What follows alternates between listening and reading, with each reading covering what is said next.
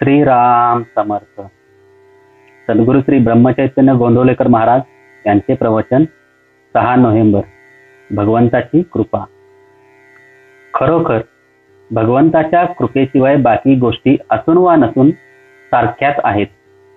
एखादी मुलगी लग्न होऊन सासरी गेली, तिथे सासू सासरा, दीर, ननंद, जावा वगैरे सर्व लोकांशी तिचे चांगले आहे, पण नवऱ्याची मात्र पटत नाही, तर तिला खरे सुख समाधान मिळणार नाही.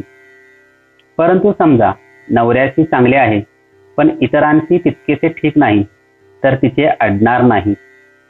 तसेच एखाद्याच्या आजारात पैसा, डॉक्टर, औषधे, माणसांची मदत वगैरे सर्व गोष्टी अनुकूल आहेत, पण त्यात भगवंताच्या कृपेचा हात नसेल तर सर्व व्यर्थ आहे. याच्या उलट भगवंताची कृपा आहे, पण इतर गोष्टींचा अभाव आहे, तरी काम भागते. म्हणून सर्व बाबतीत भगवंताच्या कृपेची गरज आहे, आणि ती मिळवण्याकरता त्याचे स्मरण हाच एक मार्ग आहे. समजा एखादी कुरूप मुलगी आहे, पुष्कळ ठिकाणी तिला दाखवली, पण ती नापसंत झाली.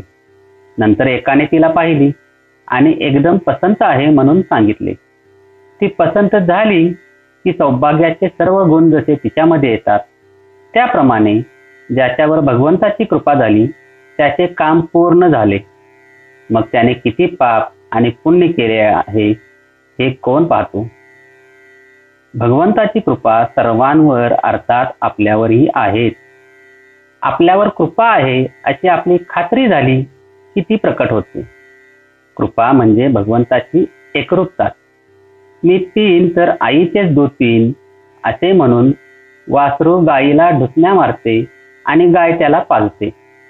त्याप्रमाणे आपण भगवंताशी अनन्यतेने वागले आणि त्याचे नामच मागितले तर तो कृपा करतोच करतो. आपल्याला हव्या त्या गोष्टी देण्यामध्ये भगवंताची खरी कृपा नसून असेल त्या परिस्थितीमध्ये आपले समाधान टिकणे ही त्याची खरी कृपा होय. भगवंता, तू माझ्यावर कृपा कर असे सांगणे म्हणजे मी कृपेला लायक नाही, त्या माझ्यावर तू कृपा कर असे म्हणण्यासारखेच आहे. जो लायक नाही त्याच्यावर कृपा कशी होईल?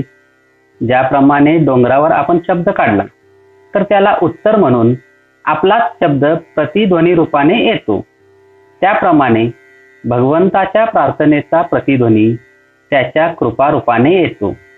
भगवंताच्या कृपेनेच त्याचे नाम आपल्या मुखात येते. भगवंताची कृपा आपल्यावर आहेच असे म्हणावे. ती काम करीत असतेच. आपणच आपल्या शंकेने ती झाकून टाकू नये. पुष्कळ केलेले देखील शंकेने व्यर्थ जाते. आपण नाम सोडणार नाही हे नक्की ठरले की आपली वृत्ती निशंक होते. जे भगवंताचे आहे ते अहेतुक नाम घेतात. जय जय रघुवीर समर्थ. आजचे बोधवाक्य. कोणत्याही परिस्थितीत, कोणत्याही काळात आणि वाटेल त्या अवस्थेत घेण्यासारखे एक भगवंताचे नामच तेवढे आहे. श्रीराम समर्थ.